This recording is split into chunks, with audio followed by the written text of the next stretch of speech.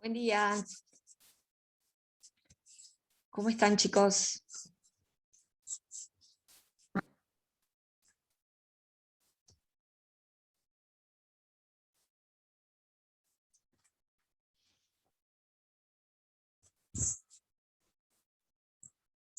Bueno, esperamos unos minutos que se conecten. Están casi todos entrando. Bien, voy a ir pasando la lista.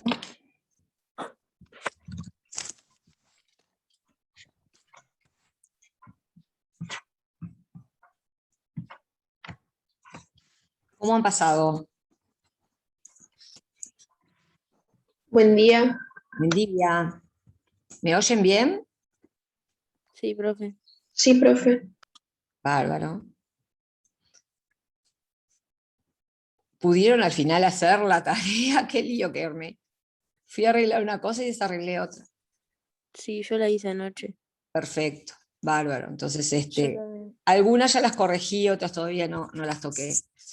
Estoy un poco complicada con el tema de, tengo que entregar promedios en el colegio y me tiene a tiro la corrección. Profe, Bueno, creo que corriges automáticamente las de verdadero o falso, ¿no? sí, es así, pero igual yo las reviso todas, porque vieron que las de verdadero te las corrigen, pero las de falso ustedes tienen que corregir. Y eso la Claro. máquina no lo interpreta, porque aunque yo le puse una corrección, no todo el mundo la escribe de la misma manera. Entonces, Sí, por eso es que las reviso una por una. ok. Y les pongo el puntaje correspondiente. Si pusieron solamente falso, es la mitad. Si pusieron falso y además la corrección es correcta, va el punto entero. Ok. ¿Ah? Pero eso tienen que esperar. Los que ya recibieron la calificación es porque ya están revisadas. Los que no, todavía, bueno, esperen unos días, porque con toda seguridad hasta el viernes voy a estar con esto de las libretas corrigiendo. Si me queda algún tiempito libre las miro y además me interesaba verlas para saber más o menos en dónde están los errores más frecuentes para hacer hincapié ahora en la corrección. ¿Sí? Hoy vamos a empezar con el tejido epitelial, propiamente dicho. Ya vimos las características del tejido epitelial a grandes rasgos, pero hoy lo que vamos a hacer es ver tejido epitelial, cómo reconocer un tejido epitelial y cómo clasificar al tejido epitelial. ¿De acuerdo? Vamos a... Profe, Sí, una pregunta, perdón que te interrumpí. sí. ¿Vas a subir el PowerPoint que estuvimos Sí, dando la cuando clase lo anterior? termine lo subo. Lo que pasa es que en este PowerPoint tengo epitelial y tengo conjuntivo también. Igual lo que lo puedo hacer es fraccionarlo y subirlo fraccionado. Ok, ¿Está? gracias. Bueno, tejido epitelial. Ya sabemos varias cosas del tejido epitelial. ¿Qué características tiene el tejido epitelial siempre? Sea cual sea. Está Células conectado con el tejido conjuntivo. Bien, siempre está conectado con un conjuntivo, pero si pensamos en el muscular también hay un conjuntivo cercano, en el nervioso también hay un conjuntivo cercano. ¿Cuál es la característica primordial que tengo que empezar para reconocer un epitelial? ¿Y las células están juntas? Exacto, y con eso arranco. Esto vendría a ser como un sello que le voy a poner a todos los epiteliales que identifique. ¿Sí? Se observan células juntas o estrechamente unidas por complejos de unión, que sería lo académicamente correcto. Pero ya diciendo que están las células juntas, estoy aludiendo a una característica sustancial de todo tejido epitelial. ¿Sí? ¿De acuerdo? Esa matriz celular. Exactamente, y como están tan juntas, tiene una escasa o nula matriz extracelular. Y después ahí arranco con otra característica que es así. Vasculares. Exactamente, son avasculares y por lo tanto ahí sí viene lo que ustedes dijeron. Siempre está asociado Con el conjuntivo. a un tejido conjuntivo. Pero, ¿qué es lo primero que miro? ¿Miro que tiene un tejido conjuntivo? No, veo las células juntas. Eso es lo que me permite saber si estoy viendo un tejido epitelial u otra cosa. ¿Sí? Y esa escasa matriz y que no hay vasos sanguíneos y que siempre vamos a encontrar o alrededor o abajo del epitelio un conjuntivo, porque si no, no tiene dónde nutrirse, es sustancial. Con estas 4 características, yo diagnostico un tejido epitelial. ¿Sí? Cuando nosotros vayamos a hacer los diagnósticos de las fotos que tienen la tarea de laboratorio, que ahí están fotos tomadas del microscopio, las reales, no las del libro que son preciosas, sino las que veríamos en el Bauzá, ¿sí? Con los preparados que tenemos, y tengamos que diagnosticar, cuando se trata de un epitelial, primero tengo que mirar cómo están las células, y si están juntas, o sea, células juntas caracterizan a un tejido epitelial, ¿sí? Como están tan juntas, la matriz es escasa o nula. Y otra característica, no veo vasos sanguíneos, o sea, no le veo ningún agujerito entre medio de las células, ¿sí? Las células están tan pegadas que no entra un vaso sanguíneo, ¿sí? Apenas entran algunos filetes nerviosos y en la parte basal de estas células, ¿sí? Y después otra cosa importante, tengo que ver un tejido de células separadas que esté o debajo o alrededor de esas células juntas, ¿sí? Cuando está debajo se dice que es subyacente, y cuando está alrededor se dice que es adyacente. ¿De acuerdo? Bueno, hay otras características que también acompañan a este tejido epitelial. Por ejemplo, tengo que hablar del origen de este tejido epitelial que estoy viendo. ¿Y cuál puede ser el origen? Las 3 capas de, puede ser mesodermo, ectodermo o endodermo. Correctísimo, justamente. Es un tejido de origen múltiple, el único. Acuérdense que todos los demás tejidos vimos que tienen un origen único. El epitelial es el único que tiene 3 orígenes posibles, ¿sí? Hay epitelios que derivan del ectodermo, otros que derivan del mesodermo y otros que derivan del endodermo. La ubicación que tienen dentro del organismo es la que nos va a dar la pauta de más o menos cuál es el origen, ¿sí? Por lo tanto, entonces, primero lo nombro, es un tejido epitelial. Después digo por qué, ahí estoy diagnosticándolo, ¿sí? Después lo ubico, ¿en qué órgano lo estoy observando? Después le digo cuál es el origen, ¿sí? De acuerdo a esa ubicación, nosotros vamos a tratar de determinar los orígenes. Y la otra característica que no nos tenemos que olvidar de decir cada vez que vemos un tejido es la función, ¿sí? Así que entonces, si vamos a seguir un mismo orden para todos los tejidos, anoten bien, lo nombro, lo diagnostico, es decir, digo por qué me doy cuenta que se trata de ese tejido, qué características tiene que me permiten decir que es ese tejido. ¿De acuerdo? Lo ubico en un órgano, o sea, ¿en qué órgano lo estoy observando? ¿Qué origen embrionario tiene ese tejido epitelial en particular? ¿Y qué función está cumpliendo? ¿De acuerdo? ¿Tomaron nota de eso? Igual después lo vamos a reiterar. Pero eso con todos los tejidos de ahora en más que vamos a ver, vamos a hacer ese procedimiento. Lo nombro, lo diagnostico, lo ubico, doy su origen embrionario y digo su función. ¿Sí? Bueno, Sí. la función de tejido epitelial, como es un tejido poco diferenciado, ¿se acuerdan? Es múltiple. Cada tejido tiene una función. Hay muchos que son de recubrimiento o revestimiento, o sea que están tapizando alguna superficie libre.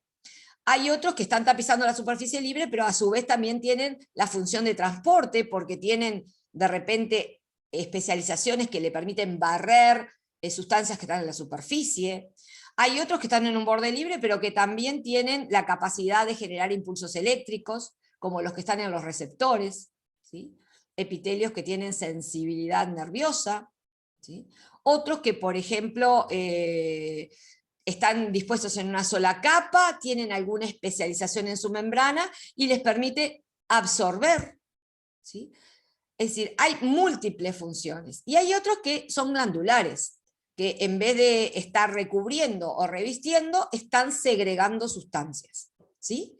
Y en todos los casos nosotros vamos a poder determinar, de acuerdo a cómo son sus células y lo que vemos al microscopio, cuál puede ser la función que tiene ese epitelio, ¿sí? Así que hay que estar atento a las características que nos muestra cada epitelio para poder saber a qué función está dedicándose ese epitelio en particular, en ese órgano en particular.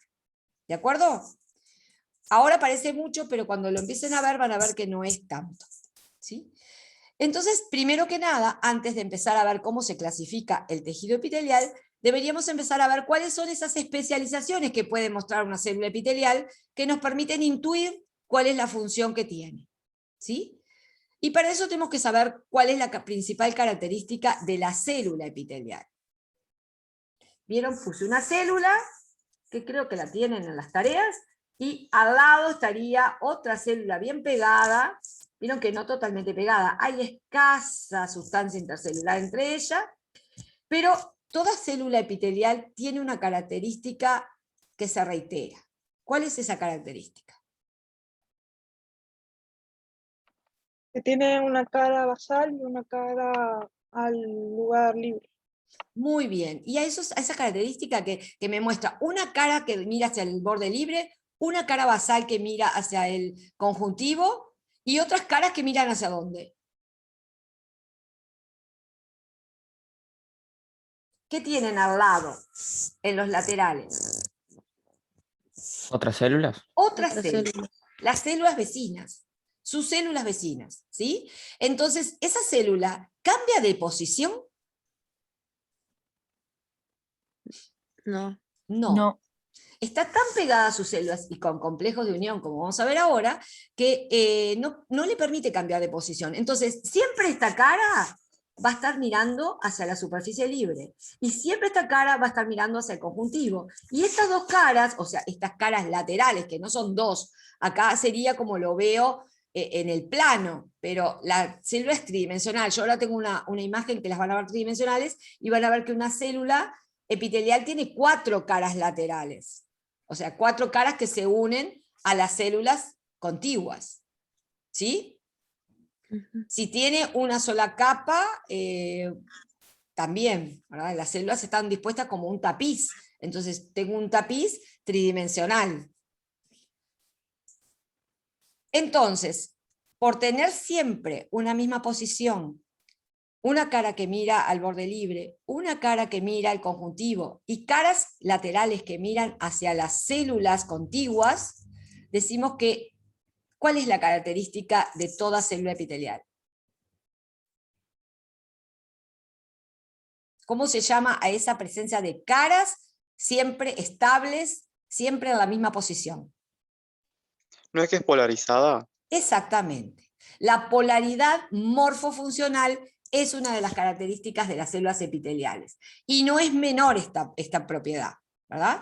Porque eso es lo que hace que este epitelio tenga diferencias entre lo que pasa en la cara apical, lo que pasa en la cara basal y lo que pasa en las caras laterales. No es la misma composición de la matriz fuera de la cara apical que entre las caras laterales o a nivel de del conjuntivo subyacente. ¿Ah? Entonces vamos a ir viendo qué podemos encontrarnos en cada una de las caras que me pueden decir cosas de la función del epitelio. La primera cara, esta que estoy subrayando acá, ¿cuál es? La apical. La cara apical. Ahí va, ahí tengo la cara apical. Bueno, vamos a ver qué especializaciones puede tener una célula epitelial en su cara apical. Bueno, en su superficie apical, ¿qué puede haber en un epitelio? Las microvellosidades, capaz. Muy bien, las microvellosidades. ¿Qué otra cosa puede haber? Cilios. Cilios. Y si no hay ni cilios ni microvellosidades, ¿qué puede haber? ¿No pueden haber flagelos también? No. Flagelos generalmente es en unicelulares, células únicas. Hay algo parecido, no tan largo como un flagelo, pero parecido a una cilia, pero tampoco es una cilia, que se llaman esterocilios, ¿sí? O esteromicrovellosidades. En realidad son microvellosidades, pero diferentes al resto de las microvellosidades. Vamos a dar una definición, abuelo de pájaro, porque ya vimos lo que eran los cilios. ¿Se acuerdan lo que eran los cilios?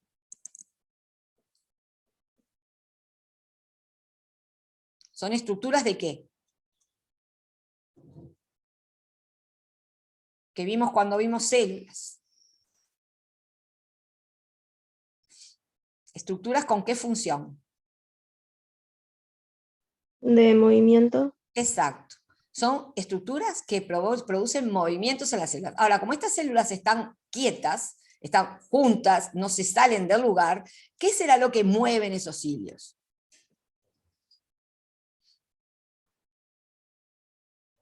Voy a pasar rápido. No, perdón, cachito. Mueven líquidos y partículas. Exactamente, mueven sustancias que están en la superficie del epitelio, ¿sí? En la cara apical. O sea, puede ser un líquido, el moco, ¿verdad? Partículas de polvo, es decir, cualquier sustancia que haya ingresado a la sustancia extracelular y que no queremos que siga avanzando dentro del órgano que está. Entonces las cilias tienen una función de barrido.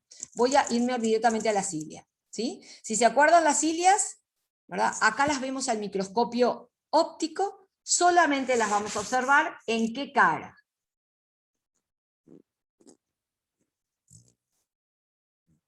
¿En la apical? En la apical. No vamos a observar ni cilias en la basal ni en las laterales, solo en la apical, ¿sí? Porque está en la superficie libre del epitelio. Y no las vamos a observar en todos los epitelios, pero el que lo tenga, las células epiteliales que lo tenga, le van a dar la característica a ese epitelio de ser un epitelio ciliado, ¿sí? Cuando ese epitelio tiene cilias en su cara apical, decimos que el epitelio es ciliado, ¿de acuerdo? Cuando las vemos al microscopio electrónico de barrido, se ven como unos pelos, ¿sí? Estas son las cilias que hay en la trompa de Falopio, por ejemplo, que sirven para barrer a los espermatozoides y acercarlos al ovocito, que también lo barren hacia, ¿se acuerdan? La ampolla, donde se produce la fecundación. Y cuando las vemos al microscopio electrónico, que también las habíamos visto, ¿verdad? Están formadas por varillitas, que son microtúbulos, dispuestos en 9 pares periféricos y un par central. ¿Se acuerdan? ¿Esto cuando vimos la célula? Bueno, y que acuérdense que tienen un movimiento como de remo, ¿verdad? Anterógrado, siempre hacia adelante, ¿sí? Para barrer la superficie del epitelio.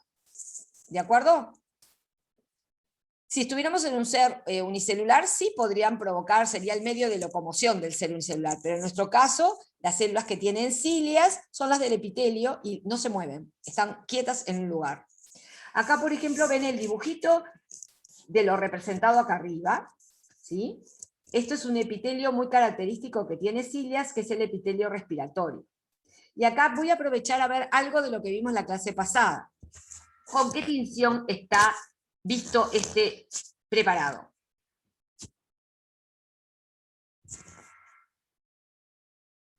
Eosina. ¿Solo eosina? Y hematocina. Y hematocilina, ¿sí? Hematocilina y eosina, H y E, ¿sí? Ahora fíjense, las células muestran un color violeta acá, que representa a quiénes. A los Serían ácidos. los núcleos. A los núcleos. Acuérdense que lo que se tiñe de azul es lo teñido por la hematocilina y son las sustancias ácidas. Y lo que te tiñe de rosado es lo básico y es teñido por la eosina. Pero cuando se juntan los dos colores, un azul y un rosado, me queda violetas y un lila, un rosa más alidado. Acuérdense que no queda azul ni rosado, queda una mezcla de los dos. Entonces lo que se ve en violeta es lo teñido por la eosina, por la hematocilina, que son los núcleos, las partes ácidas de la célula, ¿sí? Lo que se tiñe de rosado, y miren el borde casi rojo, ¿sí? Más intenso, esto es teñido por la eosina y es el resto del citoplasma. Si ven, los cilios se tiñen ¿de qué color?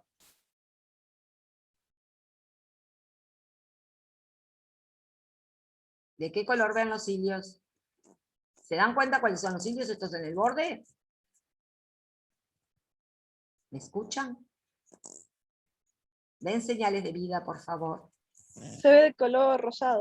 Exacto, entonces ¿quién los tiñó? La eosina.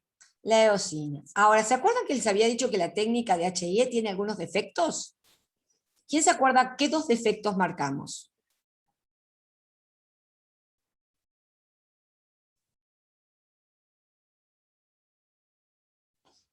Cuando hacemos la fijación con formalina, ¿qué se disuelve?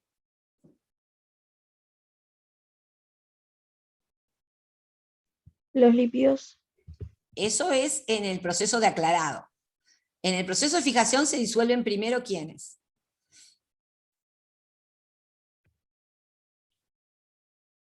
Los carbohidratos, ¿sí? O sea, los glúcidos. Y también las sales y electrolitos que puedan haber en las células. Cuando hacemos el proceso de aclarado con tolueno, con sileno, ¿verdad? Lo que se disuelven son los lípidos. En este caso, es lo que yo les planteaba en la clase pasada. Vieron que venimos viendo una cantidad de células juntas, pero nos encontramos con un hueco acá.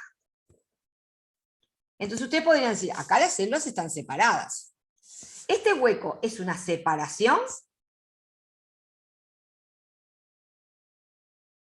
Si se fijan abajo, no está hueco, abajo está todo compacto, todo unido. Acá me aparece un hueco. ¿Qué es ese hueco?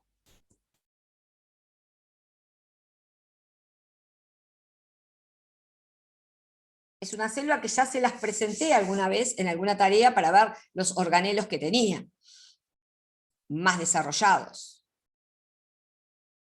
¿Se acuerdan qué célula es?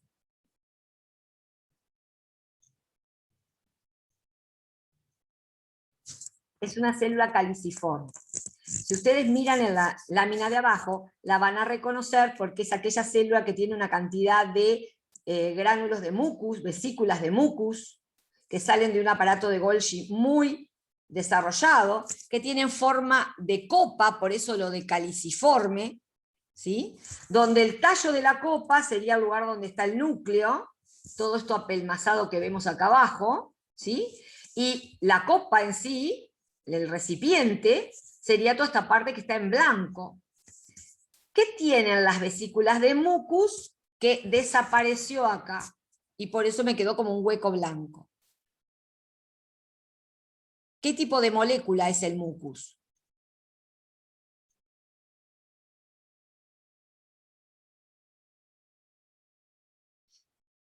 La mucina, que es lo que tienen adentro estas vesículas, es un mucopolisacárido. Es un glúcido complejo. Y se acuerdan que en el proceso de fijación, la formalina o el formol disuelve los carbohidratos, disuelve los glúcidos. Entonces, todas estas vesículas que tenían adentro carbohidratos, el mucopolisacárido, se disolvieron. Entonces, ¿qué me quedó en el tejido? ¿Qué quedó ahí?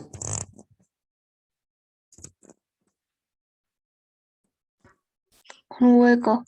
Como un hueco, que en realidad no es un hueco. Es el lugar donde estaban las vesículas de mucopolisacárido. ¿Sí? Entonces ven que en este epitelio, en particular, no solamente es ciliado, sino que tengo dos tipos de células. Unas, que son las epiteliales de revestimiento, y otras que tienen esta función de liberar mucopolisacáridos hacia la superficie, o sea, moco. ¿Sí? Tengo células secretoras. Pero ¿cómo están todas las células entre sí? ¿Cómo están? Juntas. Juntas, por eso son un epitelio. ¿De acuerdo? Ahora, ya que estamos acá, estas células están juntas, pero si ustedes se fijan, está difícil ver cuántas capas de células tiene este epitelio.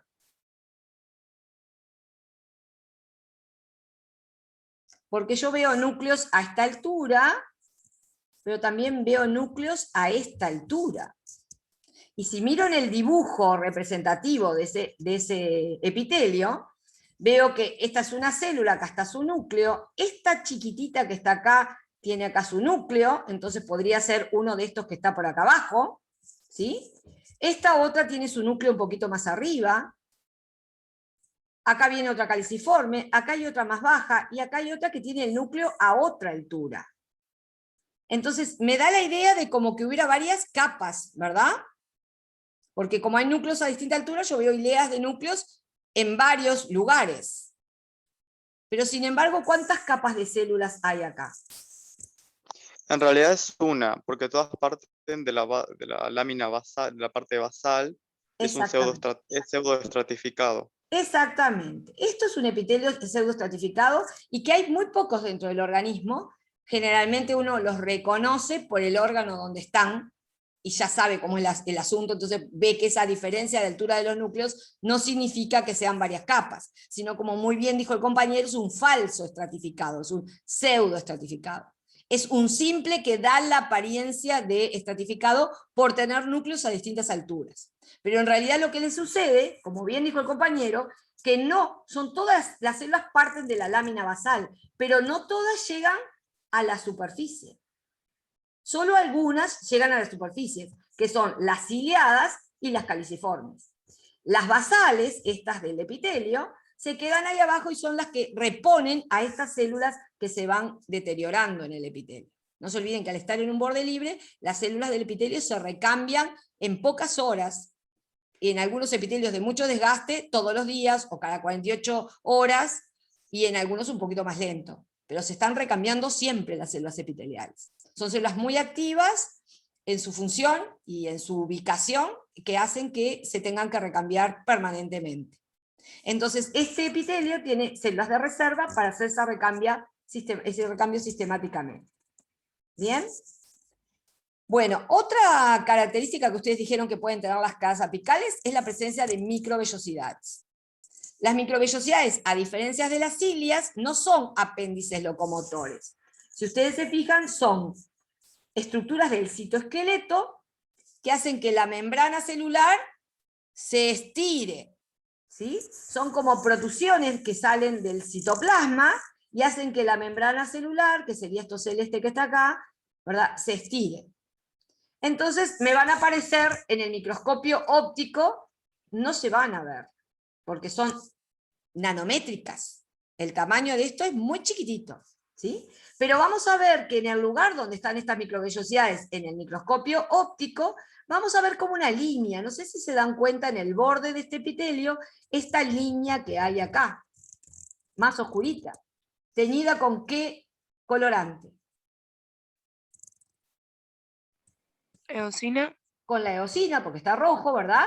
Y si se ven, hay una línea bien oscura, y acá hay como una banda más clarita. Es como que tuviera un reborde la célula. Eso es lo que se ve al microscopio óptico. ¿Verdad? Aquí lo veo en el intestino delgado, este borde raro que tiene la célula en su cara apical, y acá lo veo en otras células que ven que es diferente al del intestino. En estos tubos, en el borde, hay un borde, pero no parece como una capa más oscura y una clara, es todo oscuro. ¿Sí? Bueno, son las dos microvellosidades. ¿Sí? Cuando las vemos, sabemos que son microvellosidades porque las vimos o con el microscopio electrónico de barrido, ¿sí?, o las vimos con el microscopio electrónico de transmisión. Al microscopio óptico lo único que vimos es una línea y una capa más externa, como, si ustedes se fijan, ya como rayadita. Es como no es regular. A esto en el microscopio óptico se le dice chapa estriada. Se le llamó así por primera vez sin saber que eran las microvellosidades. Después, con la invención del microscopio electrónico, se dieron cuenta que eso que se llamaba chapa estriada son las microvellosidades. Y en este caso, las microvellosidades no son tan parejitas como acá, ¿sí? Aparecen como más irregulares. Si ustedes se dan cuenta, hacen como unas onditas en la superficie libre. Entonces, a estas, en el microscopio óptico, se les dice ribete en cepillo. Pero en realidad, tanto la chapa estriada como el ribete en cepillo son microvellosidades. ¿Qué función tiene una microvellosidad? Hoy la cilia movía, ¿y la microvellosidad qué hace? Aumentar el tiempo, no, disminuir el tiempo de absorción de líquidos. ¿Disminuye? No, disminuye el tiempo que demora en absorber, ¿Por qué? porque tiene mucha más como área de donde absorber. Exactamente. Como ven que estiran a las membranas celulares, aumentan la superficie por donde los nutrientes pueden ser absorbidos, por ejemplo. Por eso lo vemos en el intestino, este tipo de especialización. ¿Sí? También lo vemos en los túbulos del epidídimo. en el epididimo, digo, perdón, no del epididimo. Estos son los tubos contorneados del riñón, donde se le devuelve a la sangre aquello que se le había sacado.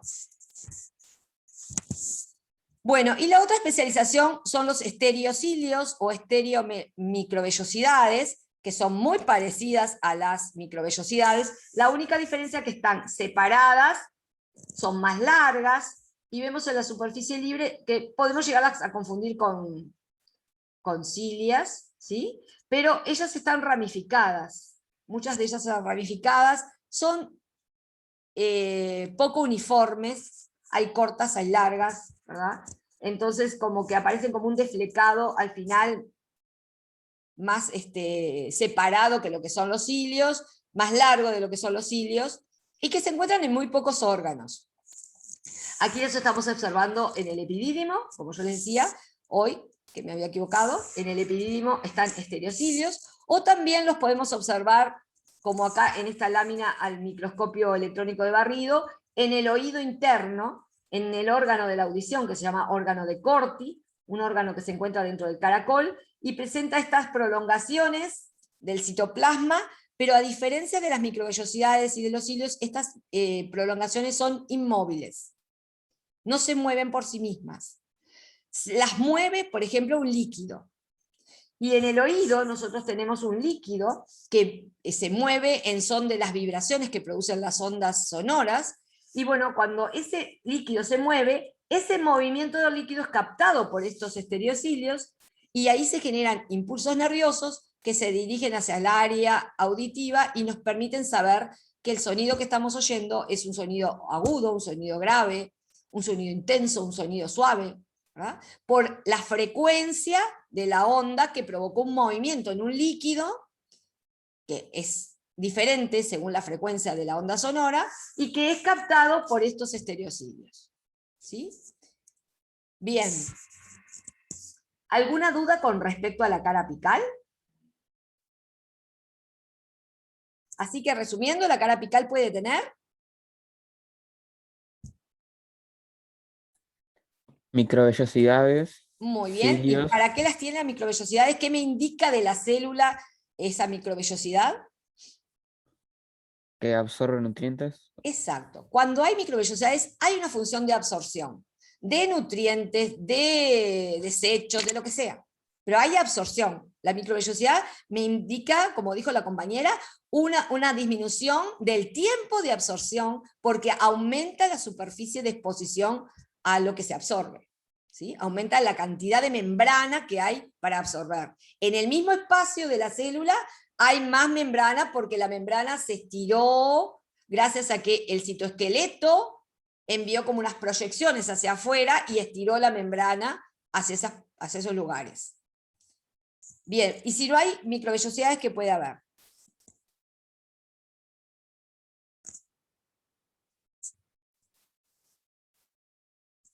¿Qué otra especialización vimos de la cara apical aparte de las microvellosidades? Cilios.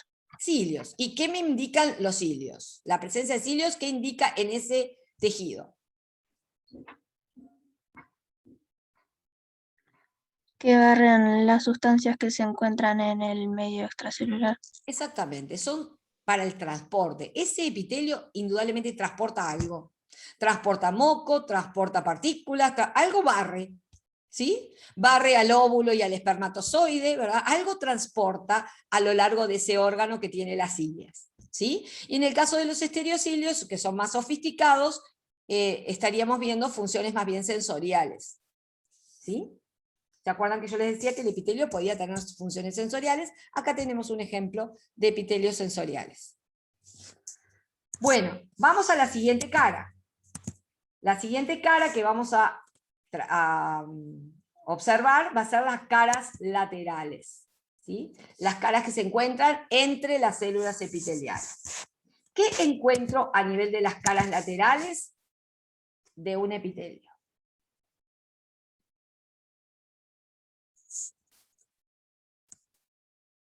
¿Qué hay entre célula y célula? ¿Por qué están tan juntas? Los complejos de unión. Exactamente, encontramos complejos de unión. ¿Sí? cuando vemos una célula, acá es lo que yo le decía, un epitelio tridimensional, vamos a encontrar que las células están juntas por sus caras laterales. También hay una cara lateral con estas otras células que están detrás, ¿sí? O sea que estos complejos de unión siempre van a estar en estas caras.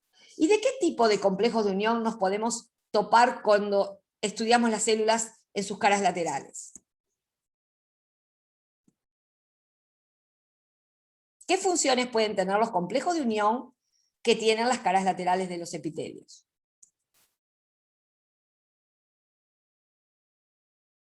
Son 3 las funciones.